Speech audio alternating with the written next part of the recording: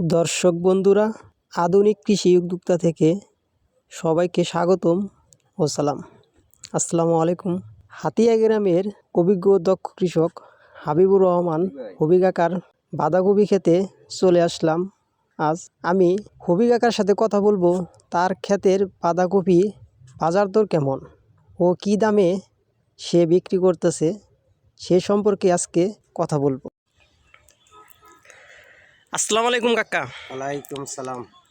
কাকা ভালো আছেন? জি আলহামদুলিল্লাহ, তুমি কেমন আছো? এই তো আলহামদুলিল্লাহ। পাতাকপি তো অনেকটাই ভালো দেখতেছি, অনেক সুন্দর অনেক সুন্দর হয়েছে। তো কাকা পাতাকপির বাজার দর কেমন?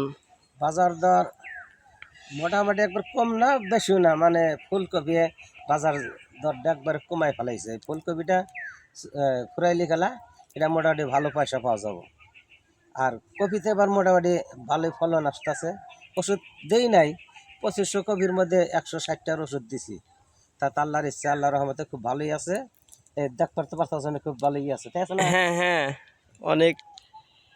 একটু হলো সারের এটা বলতেন যে কয়বার সার প্রয়োগ করা হয়েছে বা কয়বার ওষুধ প্রয়োগ করা হয়েছে। সার মাটির নিচে বাংলা ডিআইবি দিছিলাম 1 বস্তা, তারপর গাড়ার 20-22 দিন পরে আবার সামান্য কিছু ইউরিয়া ওই ডিসিমাল পোয়াখানে করে আর কিছু মাইটা সার দিছিলাম।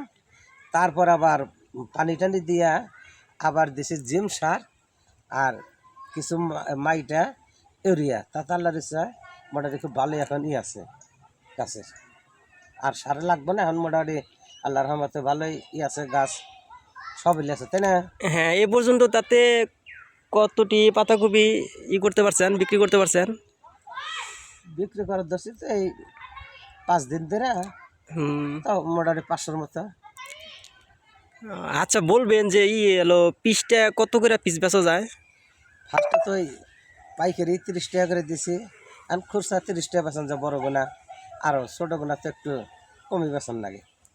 তবে যে কপি গোনা আছে না 30টা নিচে আর নিতে পারবো না। হ্যাঁ, কপিরই ভালো আছে। আচ্ছা কাকা, আপনার সাথে কথা বলে অনেক ভালো হলো পরামর্শ নিয়ে। আচ্ছা, ধন্যবাদ কাকা। ওই সাইডটা ভালো, ওই যে আমরা দৈনিক খারাই খারাই করে লাগবো এই বেলে কাকার সাথে কথা বলে অনেকটাই বুঝতে পারলাম যে আসলে এই বাঁধাকপি চাষ করতে চাইলে এতটা খরচ হওয়ার সম্ভাবনা নাই। খুব কম খরচেই বাঁধাকপি চাষ করা যায়।